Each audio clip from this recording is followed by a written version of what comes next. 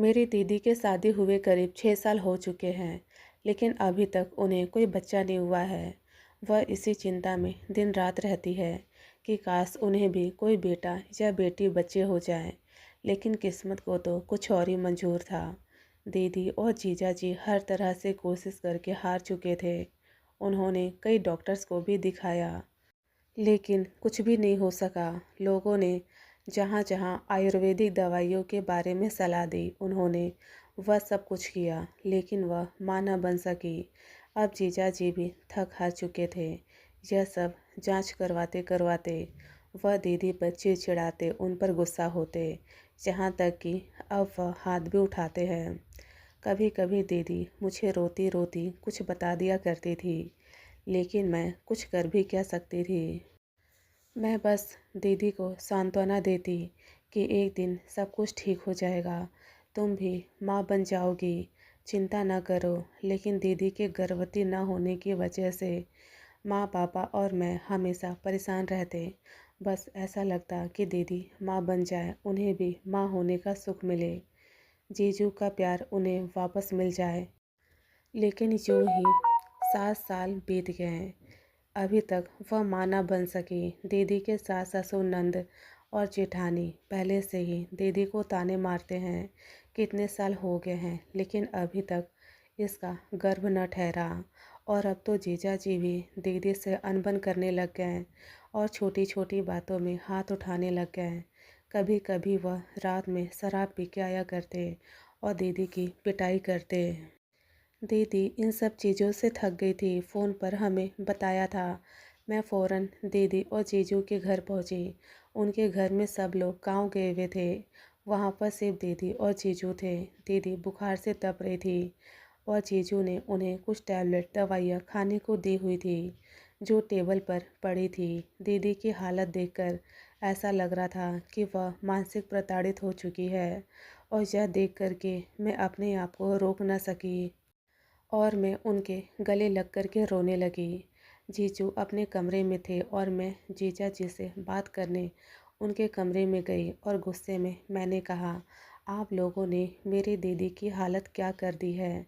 अगर उनके बच्चा नहीं हो रहा है तो उनमें उसकी क्या गलती है। मेरी दीदी कितनी खुश रहा करती थी और इस तरह से बीमार बेजान पड़ी हुई है, इसमें आप लोगों की गलती है। जीजू, आप तो पहले ऐसे नहीं थे। आप दीदी से बहुत प्यार किया करते थे। घर के लोगों के साथ साथ आप भी बदल गए और दीदी को परेशान करने लग गए, यहाँ तक कि आप उन पर हाथ उठाते हो। या दीदी ने मुझे फ़ोन पर खुद ही रो रो कर बताया था। आपको इस समय दीदी का साथ देना चाहिए, लेकिन आप शराब पी कर के आते हो और उन पर हाथ उठाते हो। यह कहकर मैं रोने लग गई। इसके बाद जीजू ने मेरा हाथ पकड़ते हुए मुझे पलंग पर बैठा दिया और मेरी ओर देखते हुए कहा, मोहिनी, मैं बाप बनना चाहता हूँ। मैं बाप बनने की खुशी महसूस करना चाहता हूँ। इतने साल हो गए, मेरे जीवन में यह खुशियाँ नहीं आ सकी। मैं हर तरह की कोशिश करके तुम्हारी दीदी के इलाज करवा करके जहाँ जहाँ लोगों ने मुझे बताया, वहाँ वहाँ मैं तुम्हारी दीदी को लेकर के गया, लेकिन वह मुझे बाप बनने का सुख ना दे सकी। मुझे तो कोई समझने की कोशिश ही नहीं करता। घर के लोग कहते हैं कि इसकी बीवी इसे बाप ना बना सकी। कैसी औरत उठा कर के लाया है। शादी के इतने साल बीत गए, लेकिन मैं इस खुशी से अभी तक वंचित हूँ। तो मैंने आराम से कहा, जीजू, यह खुशी तो दीदी के ज़िंदगी की सबसे बड़ी खुशी होती है। दीदी तो माँ बनना चाहती है, लेकिन ऐसा नहीं हो पा रहा है, तो इसमें दीदी भी क्या कर सकती है। आप ही बताओ। दीदी तो अंदर ही अंदर खुद ही यह सोच सोच करके घुटती रहती है। ऊपर से आपको उनके साथ देने के बजाय आप सब लोग उनको परेशान करते हो। जीजू ने कहा, मोहिनी, तुम अभी अभी आई हो, जाकर के फ्रेश हो जाओ।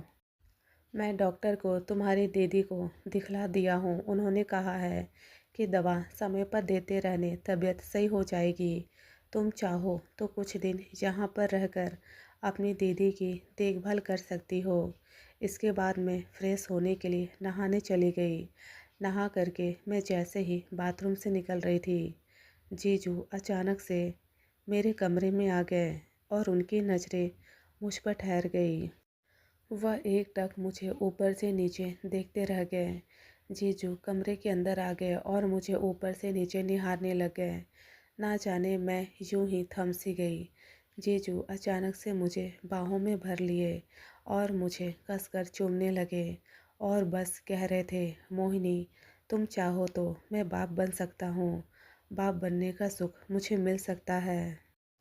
तुम्हारी दीदी माँ बन सकती है। जीजू लगातार मेरे गर्दन के नीचे चूम रहे थे।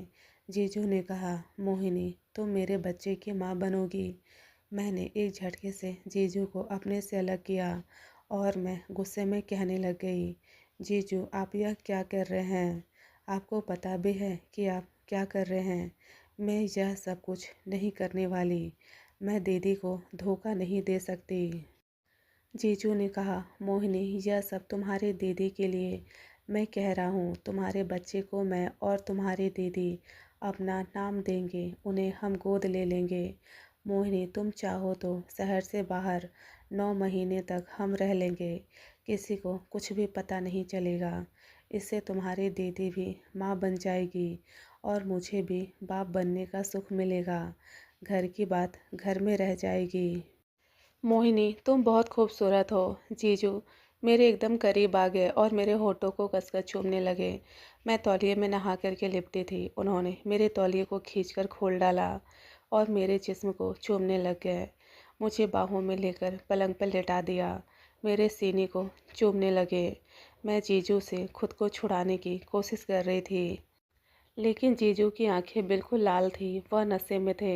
ऐसा लग रहा था उन्होंने शराब पी रखी है। मैंने कहा, जीजू मैं दीदी को धोखा नहीं दे सकती। जीजू ने कहा, मैं तुम्हारी दीदी से इस बारे में एक बार बात की थी। तुम्हारी दीदी सोचने समझने के बाद उन्होंने हाँ की थी, लेकिन वह तुमसे इस बारे में बात करने से डरती थी। उसकी भी इस बारे में हाँ समझो। जीजू पूरे जिस्म को लगातार चूम रहे थे और मेरे सीने को ज़ोर ज़ोर से दबा रहे थे। मैं दर्द से कराहती रही थी। मैं जीजू को रोकने की कोशिश कर रही थी, लेकिन वह कुछ भी सुनने समझने को तैयार नहीं थे। उन्होंने मेरे दोनों जांघों को कसकर दबा दिया। उस रात जीजू ने मेरे साथ वह सब कुछ किया जिससे मैं उनको बच्चा दे सकूं। यह करके जीजू कमरे से बाहर चले गए। इसके बाद मैं जैसे तैसे लड़खड़ाते कदमों से कपड़े पहनने के बाद कमरे से बाहर निकली और दीदी की देखभाल करने लगी। उन्हें समय पर दवाइयाँ देने लग गई। हर रात जीजू मेरे कमरे में आते और मुझे अपने बाहों में कसकर पूरे जिस्म को निचोड़ते, चूमते और मेरे साथ वह सब करते जो वह करना चाहते थे। मैंने भी इसके बाद से उन्हें रोका नहीं। मुझे भी कहीं ना कहीं लग रहा था कि मैं अपनी दीदी की मदद कर सकूं। किसी भी तरीके से मैं उनकी मदद करना चाहूँगी। जीजू हर रात मेरे साथ संबंध बनाते हैं। मैं जितने दिन भी वहाँ रही, जीजू को मेरी आदत सी लग गई थी। वह दिन में भी कभी कभी मेरे कमरे में आते और मुझे अपने बाहों में भरकर प्यार करने लगते। मेरे जिस्म को चूमने लग जाते। जीजू असामान्य तरीके से मेरे साथ संबंध बनाते, जिससे मैं दर्द से कराहती, लेकिन दीदी के बारे में सोचकर मैं उन्हें मना नहीं करती, क्योंकि यदि मैं मना करती तो शराब के नशे में यह गुस्सा दीदी पर उतारते और उनकी हालत अभी सही नहीं है। दीदी को मैं नहीं जानती थी कि मेरी वजह से दीदी को कोई भी परेशानी हो। जीजू मेरे जिस्म के साथ खेलकर उन्हें मज़ा आता है। जिस्म को चूमने लग जाते। जीजू असामान्य तरीके से मेरे साथ संबंध बनाते हैं, जिससे मैं दर्द से कराहती, लेकिन दीदी के बारे में सोचकर मैं मना नहीं करती, क्योंकि यदि मैं मना करती तो शराब के नशे में गुस्सा दीदी पर उतारते और उनकी हालत अभी सही नहीं है दीदी की। मैं जीजू को वह सब कुछ करने देती जो वह मेरे साथ करना चाहते। एक दिन जीजू जब ऑफिस जाने वाले थे, इस समय मुझे उल्टियाँ होनी शुरू हो गई और बार बार उल्टी हुई जा रही थी। जीजू ने कहा, मोहिनी, तुम्हारी तबीयत तो सही है ना? मैंने कहा, हाँ मेरी तबीयत सही है। इसके थोड़ी देर के बाद फिर से उल्टी हुई। जीजू ने कहा, मोहिनी कहीं तुम। इसके बाद वह रुक गए। उनके चेहरे पर खुशी साफ झलक रही थी। मैं भी धीरे धीरे समझ चुकी थी। जीजू कंफर्म करने के लिए कि मैं गर्भवती हूँ मुझे प्राइवेट हॉस्पिटल में चेकअप के लिए लेकर गए। वहाँ लेडीज़ डॉक्टर ने मेरे चेकअप की और मुझे उन्होंने प्रेग्नेंट बताया। यह सुनकर जीजू की खुशी का ठिकाना ना रहा। उन्होंने कसकर मुझे गले लगा लिया और कहने लगे, मोहिनी, इस सुख के लिए ना जाने मैं कितने सालों से तरस रहा था। डॉक्टर ने कहा, आप बाप बनने वाले हैं, आपकी पत्नी गर्भवती है। तो मुझे समझ आया कि जीजू ने मुझे वहाँ पत्नी बना करके जांच करवाई है। वह मुझे लेकर के घर आए और मुझे दोबारा से जी भर के प्यार करने लग गए और कहने लगे कि मोहिनी, तुम्हारा पूरा ध्यान मैं खुद रखूँगा, तुम्हारी हर एक चीज़ मैं पूरी करूँगा और मैं तुम्हें लेकर के दूसरे शहर जाऊँगा। किसी को भी पता नहीं चलेगा और कह देंगे कि यह बच्चा हमारा है। मोहिनी, तुम इसके लिए तैयार हो ना। मोहिनी, तुमने मुझे बहुत बड़ी खुशी दे दी है। मैं तुम्हारे लिए सब कुछ करने को तैयार हूँ। तुम जो मांगो वह देने के लिए तैयार हूँ। बस तुम यह खुशी मुझे दे दो, मुझे बाप बनने की खुशी दे दो। मोहिनी, बोलो, तुम यह खुशी मुझे दोगी ना? मुझे बाप बनाओगी ना? जीजू और दीदी के लिए मैंने हाँ कह दी। मैंने जीजू के सामने हाँ तो कह दी थी, लेकिन मुझे दीदी से नजरें मिलाने में शर्म आ रही थी। मुझे कुछ भी समझ में नहीं आ रहा था कि दीदी से मैं ये सब कैसे कह पाऊँगी। जीजू ने दीदी के बारे में, इस बारे में जो कुछ भी मुझे बताया था, दीदी से मेरी कभी भी इस बारे में कुछ भी बातचीत नहीं हुई थी कि वह मेरे साथ जीजू के साथ संबंध बनाने से उन्हें कोई ऐतराज़ नहीं है।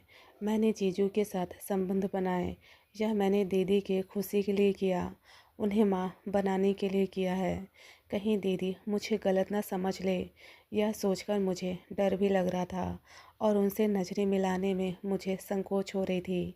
ना जाने मैं यह उनसे कैसे कह पाती, कहीं जीजू उन्हें यह बताएं और दीदी गलत ना समझ बैठे।